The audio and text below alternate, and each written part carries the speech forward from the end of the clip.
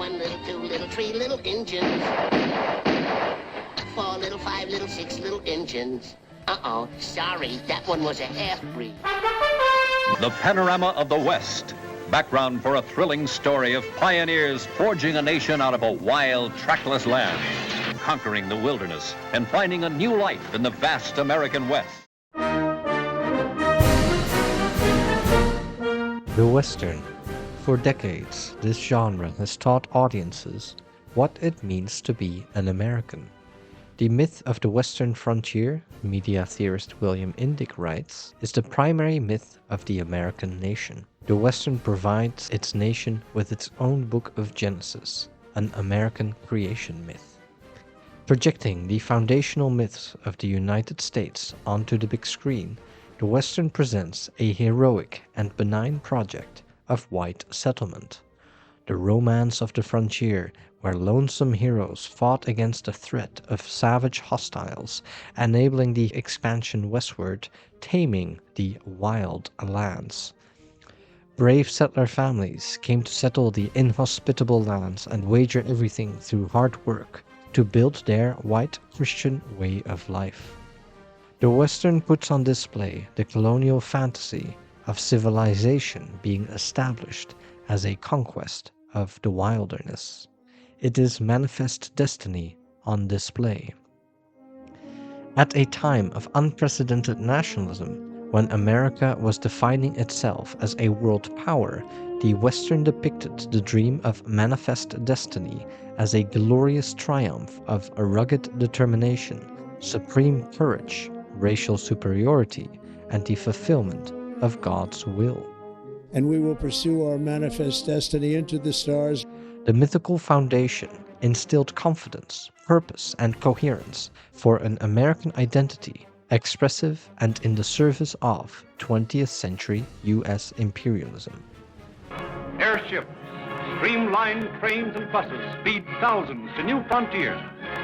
Yet well within the span of our memory, the streamliner of its day, the American stagecoach, crossed the uncharted rugged West, bringing new people to a new country. Always ready to push the next frontier and to crush the hostiles opposing the triumphant march of American civilization, whether they are communists, foreigners, or simply non-whites. Throughout the 20th century, the Western not only defined what it means to be an American, but it has also painfully defined who is an American and who is not. It comes as a great shock around the age of 5 or 6 or 7 to discover that the flag to which you have pledged allegiance, along with everybody else, has not pledged allegiance to you. It comes as a great shock to discover that Gary Cooper killing off the Indians when you were rooting for Gary Cooper, that the Indians were you. When we watch the Indians getting slaughtered at the end of every movie, well, my brother would refuse to watch it. Every time that bugle went off and the charge started, my brother, he was a year and a half younger than me, he'd go like this. And he wouldn't look, he wouldn't watch. But we'd come out of those theaters after the cavalry had rescued the white people, and all of a sudden we'd hear, "There's those Indians," and we'd start fighting. We had to fight them white kids. Every Saturday we knew he was going to get in a fight. Native people were usually portrayed as belonging to the past, as faint traces of a different time, or as stubborn obstacles to the march of progress and the coming of civilization. In the heyday of Westerns, Native people were the villains, barely human. They were akin to the forces of savage nature itself, the wild land that has to be pacified by heroic settlers. Thus the colonization, ongoing dispossession and genocide of native peoples that is the origin and the heart of the United States is magically transformed on the big screen into an epic conquest of white men over the savage and primitive wilderness. At other times they are portrayed as noble creatures, tragically and inevitably vanishing with the advent of modern civilization. During the Civil Rights era, representations of natives slowly started to change, showing a white desire for closeness, acceptance, recognition, perhaps even forgiveness, from natives. The picture of the noble, stoic Indian was the grand spiritual healing and wholeness to a searching white American. These stories were, almost always, told from the point of view of white people. In the few cases that the story was told from a native point of view, well,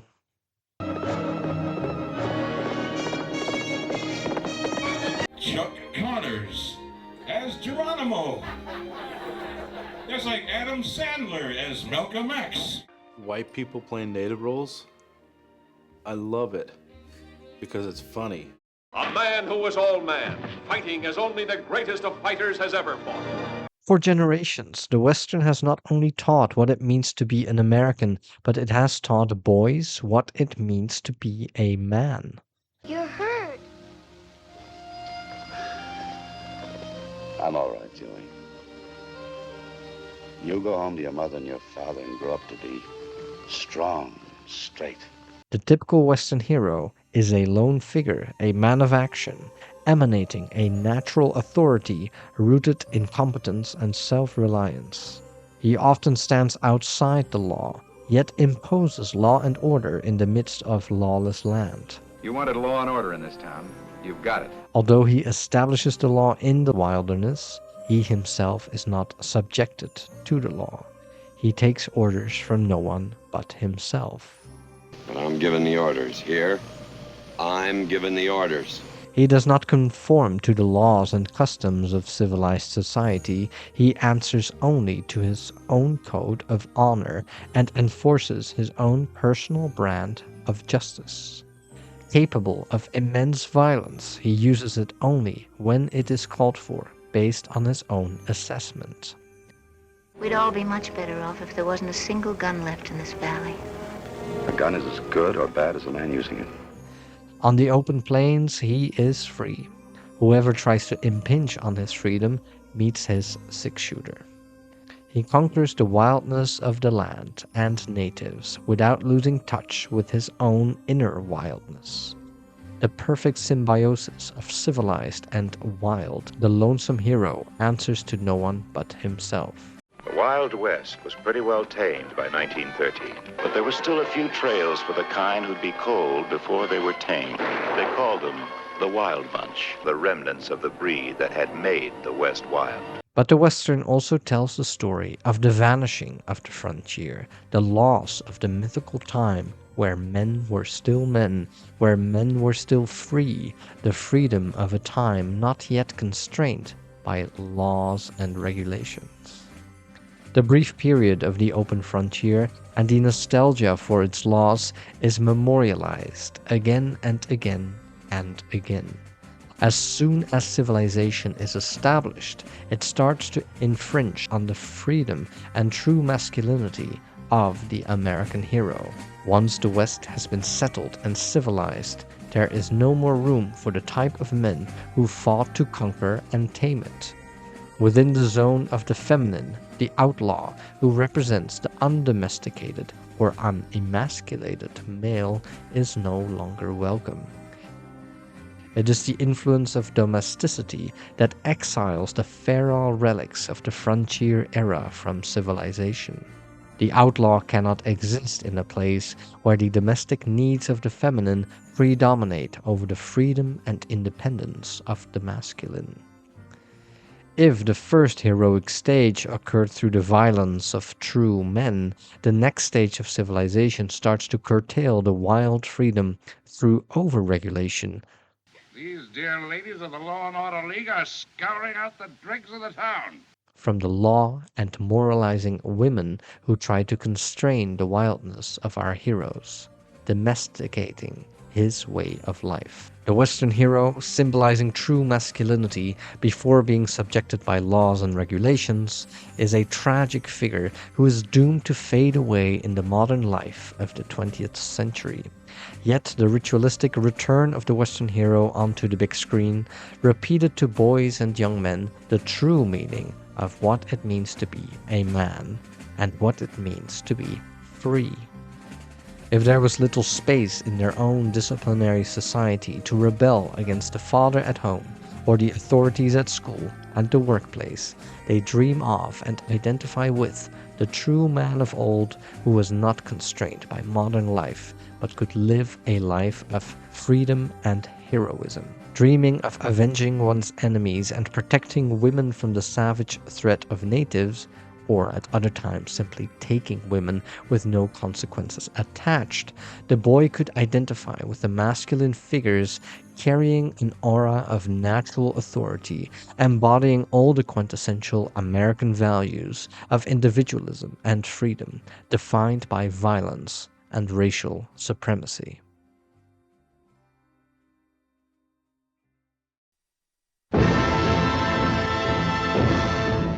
Hailed by many as the greatest Western of all time, John Ford's 1956 The Searchers occupies a central place in the canon of American cinema. Movie critics and historians conventionally describe it as a key moment when the Western as a genre started to move away from simplistic, dualistic depictions of good guys versus bad guys, cowboys versus Indians. From the 1950s onward, the Western and the Western hero matured, became more complex and morally ambivalent. A whole string of adjectives is used to describe the evolving genre of the Western: the psychological Western, the revisionist Western, elegiac Westerns, realist Westerns, even anti-Westerns. Earlier classics like the 1939 Stagecoach solidified the image of the Western hero who killed savage Indians en masse.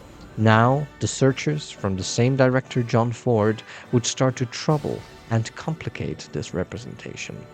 Or, so the story goes. One key difference compared to earlier Westerns is that John Wayne's character, Ethan Edwards, makes much of the racial subtext of earlier Westerns explicit. Why don't you finish the job?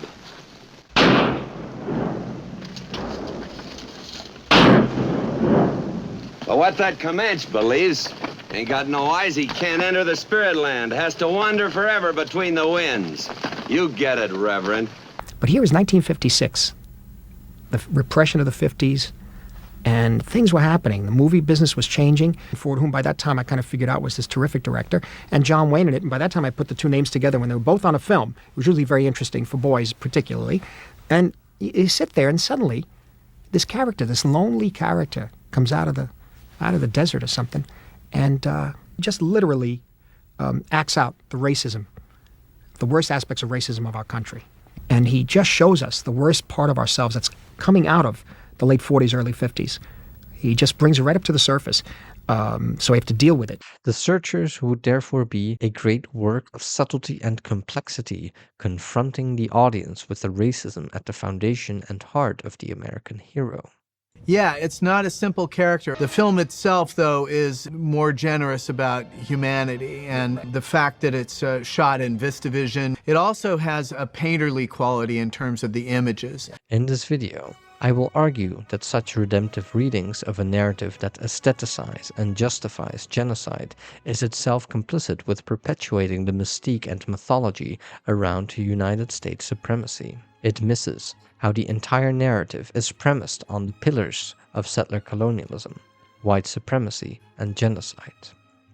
The purpose of reading The Searchers is to treat it as a foundational American text, showing the fantasy and history of the United States as it aestheticizes white supremacy and male supremacy and hiding genocide in plain sight. The Western as a genre may no longer have the same cultural significance as it had in the 20th century, but it is the cultural milieu in which the contemporary politicians, who just won't seem to go away, grew up, providing the coordinates for imperial propaganda justifying racial and religious supremacy, settler colonialism, and genocide. This turn to The Searchers not only catches a glimpse of 20th century American myth-making and identity-making, but also gives the narrative coordinates for justifying settler colonialism, imperialism, and genocidal violence, which have been central to the Western propaganda war to legitimize the ongoing genocide in Palestine. For this essay, I draw heavily on the Red Nation podcast episode, Every Cowboy Story is a Confession. All of the purpose of this, that all of the energy of this kind of text is towards one thing, like narrating the genocide of the entire continent as a story of defense. And what does that remind you of? Is there a country right now that's doing genocide in the name of defending itself? Even when I do not directly cite it, there will be overlap between the arguments presented here and there.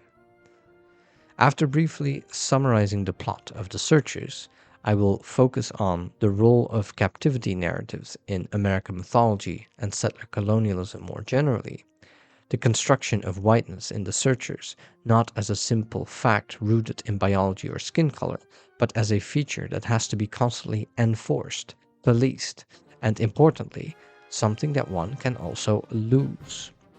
Finally, I turn to the representation of the family and the politics of gender, showing how gender is constructed and differentiated between good civilized Christian patriarchy and bad savage patriarchy, based on the oppression of women. As always, these constructions of race and gender do not happen in isolation, but are intermeshed and dynamically co-construct one another.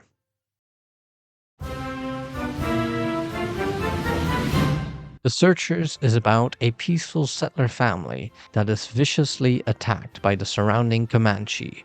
The family is brutally murdered except for the two girls, the 9-year-old Debbie and the teenager Lucy, who are kidnapped.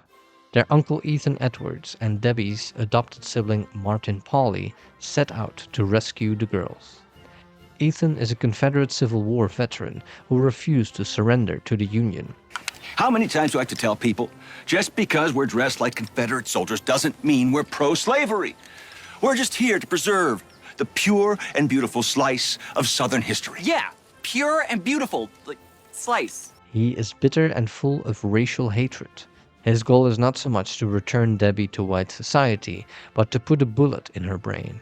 Now she is defiled and raised as a Comanche, she deserves to die. Only white lives are worth living, and her life has ceased to be white. It's hard to believe they're white. They ain't white anymore. They're Comanche. Martin, who's 1/8 Cherokee and was raised by Debbie's and Lucy's family, believes that they are able to save the girls and bring them back to white civilization. Ethan does not accept Martin because of his Cherokee blood. Uncle Ethan? Don't call me uncle. I ain't your uncle. It quickly turns out that Lucy, the older sister, is dead. The circumstances of her death remain unclear, as she was found by Ethan.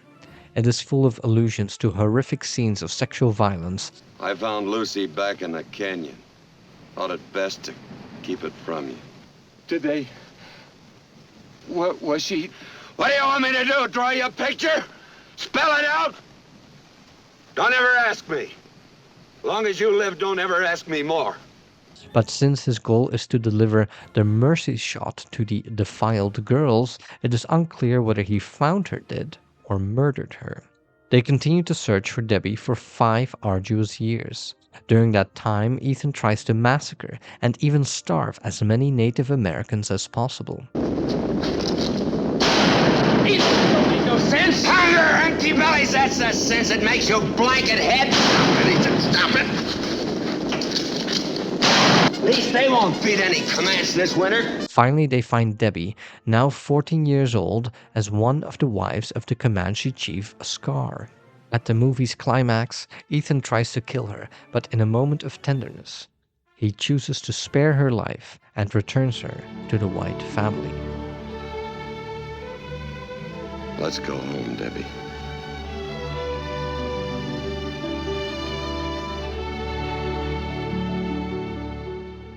In short, The Searchers is the story of good people trying to live an honest, civilized life, but who are terrorized by savage hostiles surrounding them who attack the good people viciously, raping, pillaging, and abducting them out of an unexplained thirst for blood and desire to kill and dominate white people. To be abducted by these savages is a fate worse than death, as their strategies of structural sexual violence and psychological terror are well known. It is therefore preferable to die than to live in the hands of these depraved sexual monsters. We found Emily. She's dead. And I went, yes! And if you know anything about what they do to people in Gaza, that is worse than death. There's only one solution, and that is, in the name of the nation and in the name of God, to exterminate all the brutes, to kill them en masse, to starve them. Not everyone is as happy with the way the savages are attacked, because it jeopardizes the lives of the kidnapped good people. The good people are therefore not a monolith, but also full of inner conflict and moral complexity. They do agree, of course, on the fact that all the savages should die.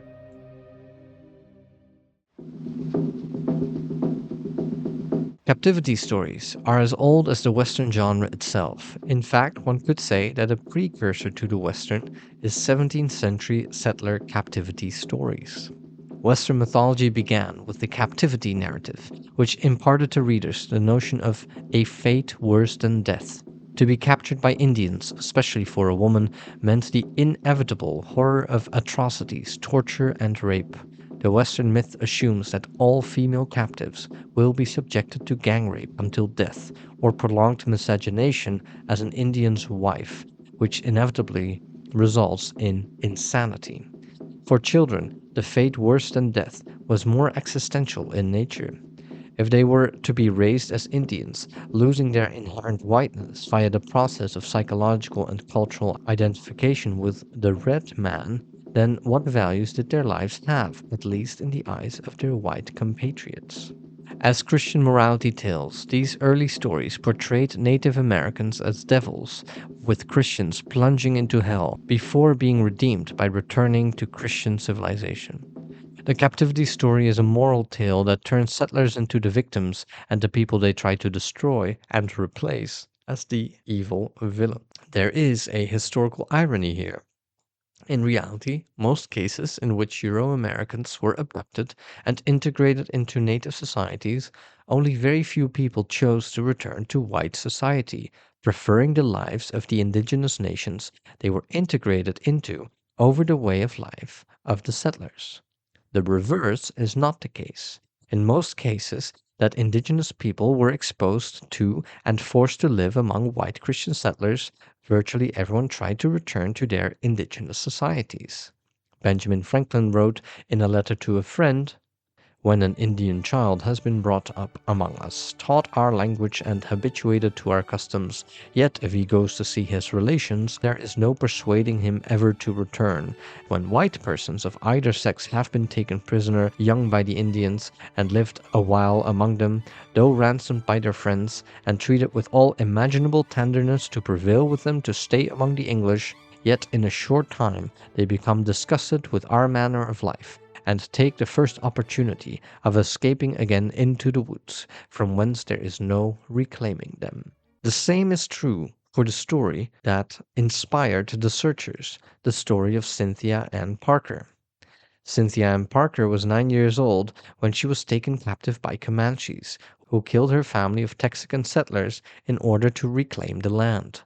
It's common knowledge that Cynthia Parker, when she was rescued, she did not want to go back because she felt that her home was with the Comanches, and she raised her son she raised all her children as Comanche, and she had a really hard time when she was literally forced to go back to white civilization, and she didn't want to stay there. She didn't want to be there. Her son, Quanah Parker, also chose to continue the Comanche life and became known as the last free chief of the Comanche.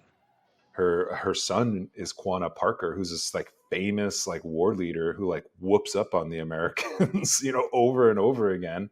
The fact that many people preferred native ways of life over white society, even when it involved Euro-American Christians who were taken captive, is very uncomfortable in terms of settlers' identity and self-image. It's bad press. This is especially the case of women. The defense of women against racialized outsiders is at the heart of self-legitimizing white patriarchal narratives. There's a strong need to keep control over the narrative to maintain the divisions between the good people and the evil people. The obsession with captivity narratives also has the function of covering over an even more sinister reality. The fact that the United States' own history is based on the structural abduction and incarceration of children. Palestinian feminist scholar Nadira Shalhoub-Kevorkian argues that the targeting of children is a central strategy of modern settler colonies. Separating children from their indigenous communities is an effective way of fragmenting indigenous life and resistance and to forge a future in the image of the settlers. Colonizers across the world have done this. From Australia to Canada to Belgium to France, the forcible removal of children and their re-education is standard practice for colonizers, and it's because despite their distance and space from one another, all these places share one core philosophy: white supremacy. The United States has a long history of targeting children to destroy indigenous ways of life, a legacy that continues in their so-called child welfare systems or family policing systems and lethal border practices. Tribes of the North meet at River Rock to once and forever wipe out all white. The disturbing reversal in the cultural narratives of the United States that make white settlers the victims can be read as a psychic defense and a claim to a white innocence. White women are portrayed as the victims of the ruthless and sexually depraved savages who need to be saved by white heroes. The other narrative device to explain away the attraction to a different way of life outside of white Christian settler life is by evoking techniques of psychological terror and specifically brainwashing.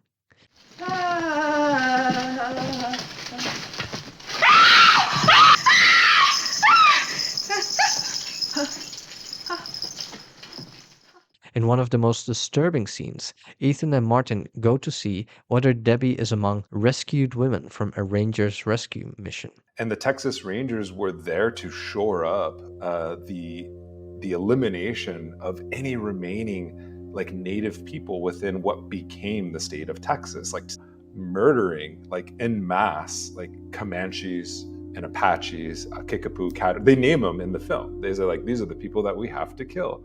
The young women are portrayed as completely insane, terrorized, showing signs of infantile regression and psychosis, supposedly effects of the psychological terror inflicted upon them.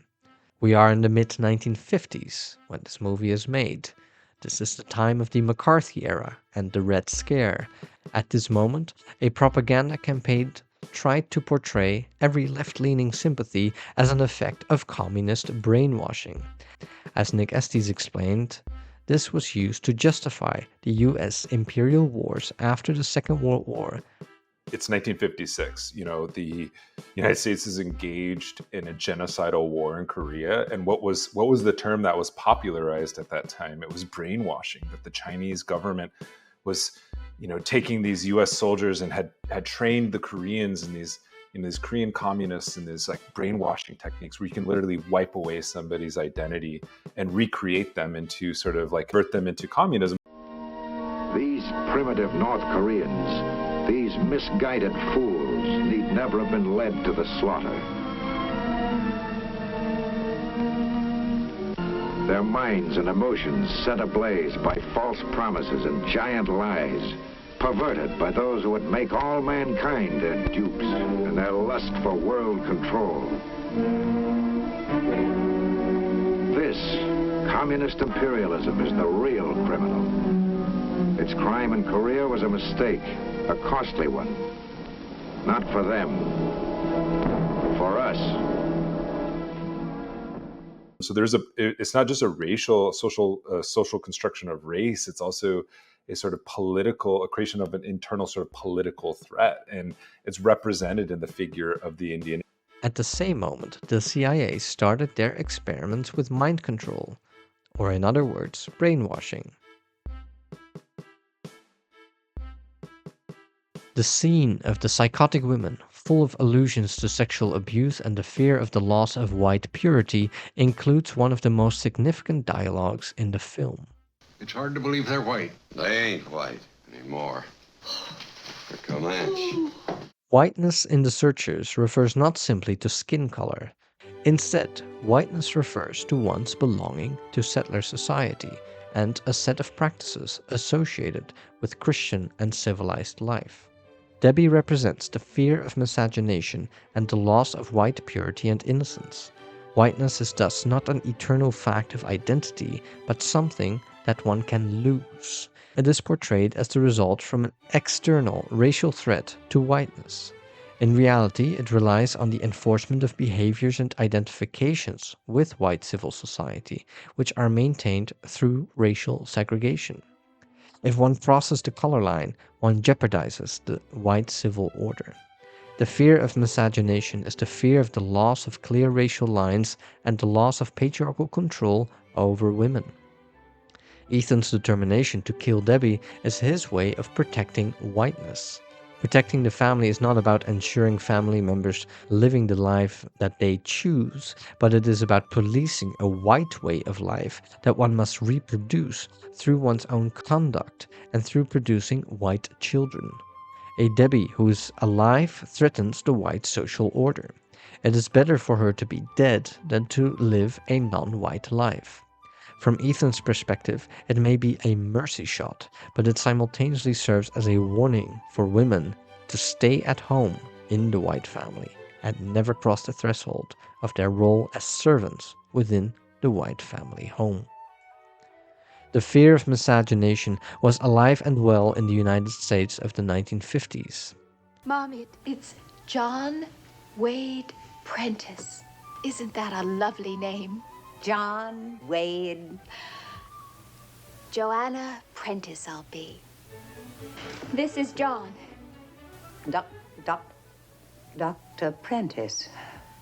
He thinks you're gonna faint because he's a Negro. Here, the question of whiteness is also more complicated than one's skin color or ethnicity, the fear of losing whiteness through sex and the bloodline. Whiteness also indicated a set of values and practices, a notion of being civilized, defined over and against racialized others.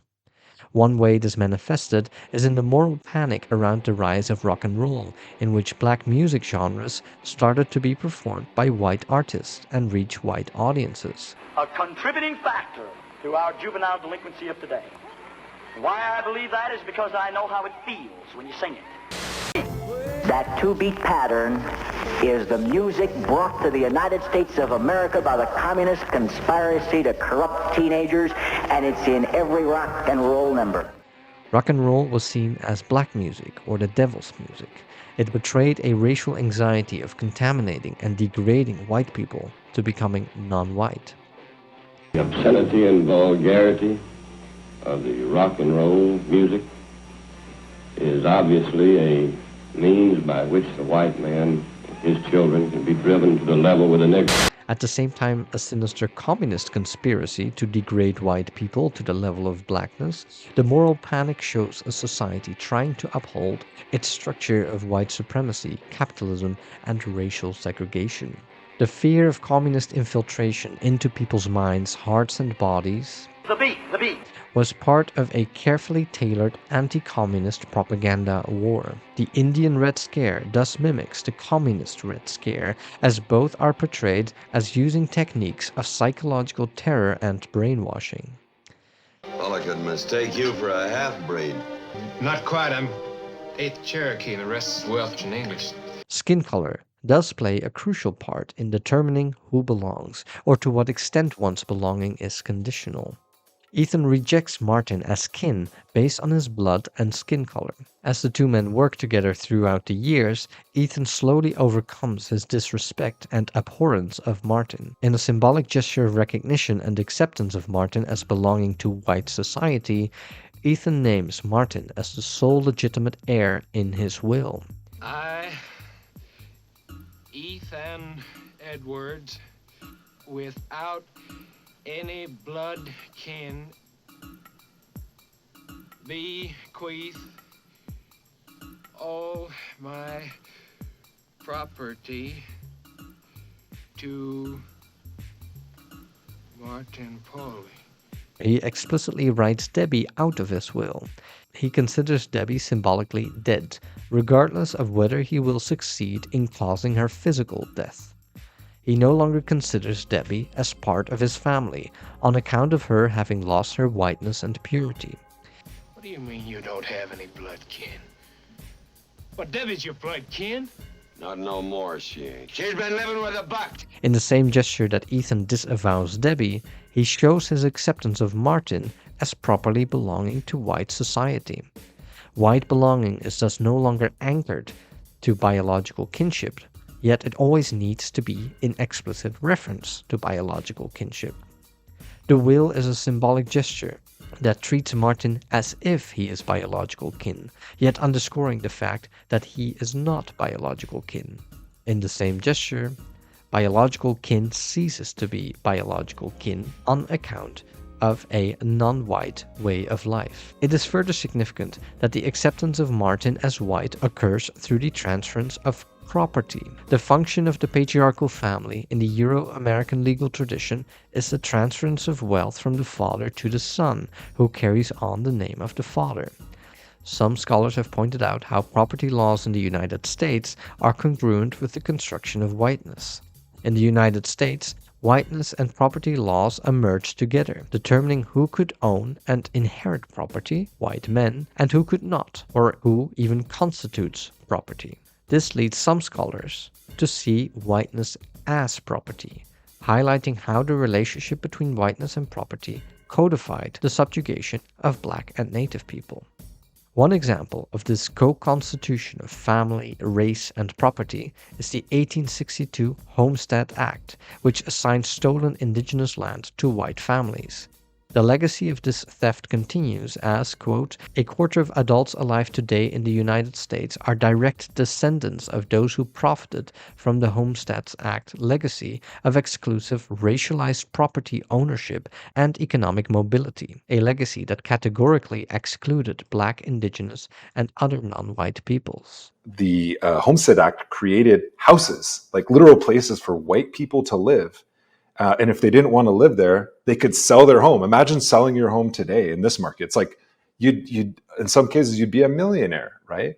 But they don't pay. There's little investment into it. If they stay there, it's subsidized. You have all these, subsequent sort of federal policies. The Homestead Act was in effect, I think, until like 1975 or something like that. So there is a cumulative sort of generational kind of wealth. The figure of the cowboy is like literally just a quarter of white Americans, right? Who like literally benefited from that, who staked out a claim, benefited from the genocide of Native people.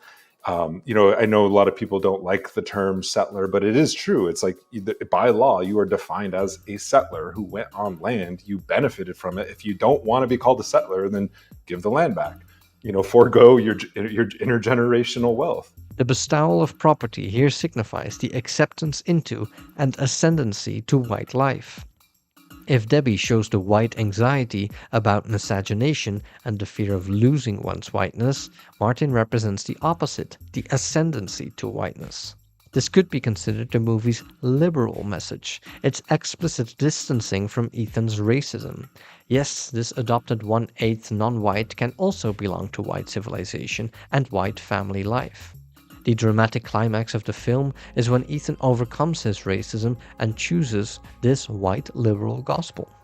But the fact that some people can be saved from non-whiteness and return to or acquire whiteness should not be read as a sign of redemption. Rather, it shows the brutal logic, premised on hierarchy, the right to exclude and dispossess. Everyone within the fold of whiteness, or who identifies with white civilization, agrees with the need to conquer and pacify the native, its logical outcome being extermination and replacement, even when not everyone is as blunt about that as Ethan. This, the racial politics of this is it isn't just divided by race, right? You can look at like how citizenship and belonging to a settler sort of nation is enacted through genocidal violence, through the character of Marty himself. He has to go and kill Native people to prove his allegiance to the settler nation. Martin, who marries the girl and starts his own white family, is a symbol of maintaining the white civil order based on the exclusion, subjugation, and dispossession of those who are on the other side of the color line. If the progressive liberal humanistic horizon of the searchers is the inclusion of an eighth native into the wholly American white family, it is not so much a sign of overcoming racism, but as one articulation of white supremacy, premised on domination and the right to exclude. Though malleable and unstable and complex, whiteness and property remain tools of racial domination.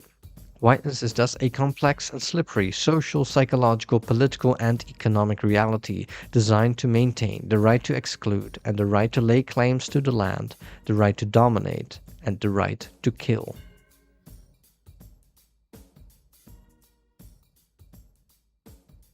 As we have already seen, the question of whiteness is inseparable from the cult of the family. The Western portrays imaginary and real social units of American life, the individual and the family. Ethan represents the heroic lone free individual who makes his own way and doesn't let anyone tell him what to do, contrasted with the family values of the settlers. Although the logic of blood, purity, biology, and race are inseparable from the modern family, they are never straightforward facts. Debbie can lose her whiteness, and Martin attain it. Perhaps, although he will remain haunted by the specter of non-whiteness. The pioneering family of the Wild West is portrayed as heroic and the sacrificial origin of contemporary American society. It's this country killed my boy. Yes, by golly, I tell you, Ethan, it's... Now, Lars, it just so happens we be Texicans. Texican is nothing but a human man way out on a limb. This year and next, maybe for 100 more. But I don't think it'll be forever. Someday, this country's gonna be a fine, good place to be. Maybe it needs our bones in the ground before that time can come. The family is presented as the bedrock and ideal of the American way of life. Life may be tough and violent today, but through the heroic individuals and settler families, the way is paved for the great future of American society. The threat of impending natives must be eliminated through genocide for this future of American life to come into being. Hallelujah! The exculpatory and sacrificial logic of protecting the pioneering family extends well beyond the racism of Ethan. We may not like the overt genocidal racism of Ethan, but everyone in the story agrees that the pioneering family and the future of American life relies on the liquidation and neutralization of the so-called savage outside threat. So, if the settler family represents both the benign origin and the end goal of American society, how is this family represented? Go on with Lucy and help with supper. Deborah, you too. I was just gonna ask Uncle Ethan what he's gonna do with the saber. Well, I kinda figured to give it to you. Thanks. It is a deeply patriarchal social arrangement in which girls are from a young age taught to serve boys and men. Deborah, you too. Boys are exempt from cleaning and serving duties and are prepared to mimic heroic masculinity based on protection of the family through violence. Women never leave the home, basically held hostage in the kitchen. Their only prospect in life is to marry and settle in a new family home. I've been hanging around this godforsaken windscow for 2 long years waiting for you. I ain't cut out to be no old maid. Well, I'm sorry, Laurie, but I just gotta catch up with you. This is portrayed as the natural order of family life, something that is so taken for granted that all the characters naturally identify with and desire to take up their gender role. All the girls and women, boys and men, identify with their respective gender roles. By showing it as natural, spontaneous, and harmonious, the patriarchal social arrangement can be portrayed as the good life, only threatened from the outside, just like communism or other races are the ones that threaten an otherwise supposedly stable and harmonious way of life. That the threat of this idyllic patriarchal family life is portrayed as coming from outside simultaneously justifies the patriarchal arrangement. It requires men capable of violence to protect their wives and children, the home and the family. Gender and family arrangements are evoked to underscore the difference between civilization and savagery, between good and evil. Patriarchy is portrayed as universal, but having a savage form of gender oppression and a civilized form of gender complementarity. The portrayal of the good patriarchal settler family is contrasted with the bad patriarchal customs of indigenous people. Are all those his wives? You didn't buy any blanket. You bought her. You got yourself a wife, Sonny. The practice of polygamy, the buying of a wife, treating women as objects, are all familiar signs to indicate the savagery of natives, their inferiority, and bad forms of patriarchal domination. The figure of the squaw. Squaw! Glory, you are the Sorry, you come back and read the letter, please. Conjures the fantasy of a naturally subservient slave to her husband that can be used for comic relief or any desired purpose. Never mind the horrible treatment of women by the white heroes, like kicking his wife down a hill for absolutely no reason. You know that's grounds for divorce in Texas. They are all signs to reinforce the idea that native society is based on the bad domination by savage force of men over women, and that the white settler family is based on harmony and complementarity. The fact that most captive white women preferred the lives in indigenous nations over white settler life seems to suggest a different story. Look at actually how white women are depicted. They're so oppressed. When Ethan Edwards comes in and sweeps up Debbie, right, and like hauls her off, I'm like, where's he taking her? Like back to the kitchen? Because if you notice, like none of the women ever leave the home. They stay in proximity to the home. They can. It's like they're like on a leash or like a chain. You know, a dog that's in a yard that's on a chain that can only go. It's really fascinating. It's like, how are you like saving this person? You didn't kill her, but you're going to put her back into bondage. From the thrilling pages of life rides a man you must fear and respect. Ethan imbues a natural male authority that is met with respect, love, and fear. Under white patriarchal culture, there's an implicit or explicit hierarchy, which manifests in who gets to make decisions and who has the right to know what is going on. I found Lucy back in the canyon. Thought it best to keep it from you.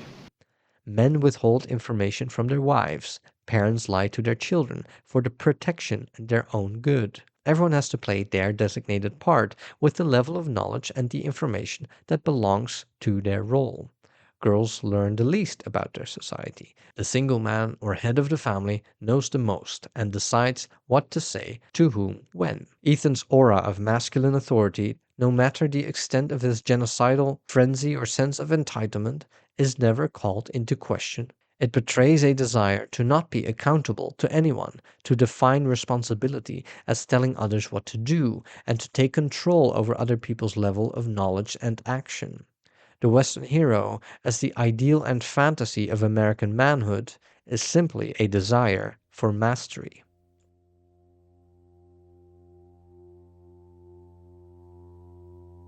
The Searchers tells the foundational American tale that hides genocide in plain sight. It turns it into a spectacle, an epic origin story that ultimately justifies the white supremacist order, even when it condemns its most outspoken racist expression of it. The celebration and canonization of The Searchers as a dark and mature Western is perpetuating a romantic identification with white settler culture. The language of moral complexity is a way of redeeming a movie and genre whose main function is to aestheticize and justify genocide and white supremacy.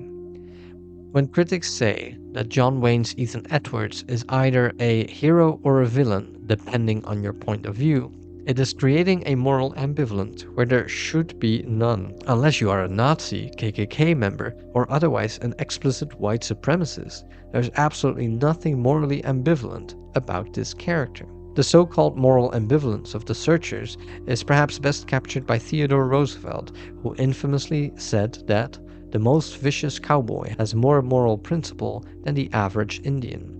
Like the film, Roosevelt represents the genocidal ethos of the United States. I don't go so far as to think that the only good Indians are the dead Indians, but I believe 9 out of every 10 are, and I shouldn't like to inquire too closely into the case of the 10th. Ethan might be the most radical and thereby uncomfortable version of the United States genocidal project, but it is not his project alone. And this is the much more important dimension that all the apologetic and redemptive discourse around the searchers completely misses. The racism is not about Ethan's character at all. It is in the entire narrative structure, the whole plot, and the mythical world of early settlers is unthinkable without it. The good settler family and the savage Indian threat, the sacrificial logic of pioneering families to found white society, the portrayal of white women becoming insane when they have been contaminated by natives, none of these things have anything to do with Ethan. There's nothing to be redeemed here. It is genocide hidden in plain sight. This is not a story of moral ambiguity and complex identity, but an aesthetic rendition of the genocidal project of settler colonialism and white supremacy. The captivity story remains the moralizing tale that turns settlers into innocent victims and the people they are trying to replace and destroy into hate-driven savages. Even when it evokes a language of moral complexity, especially about the internal complexity and plurality of settler society, it asks us to identify with settler perspectives whose premise and end goal continues to be the elimination of the native, symbolically or physically.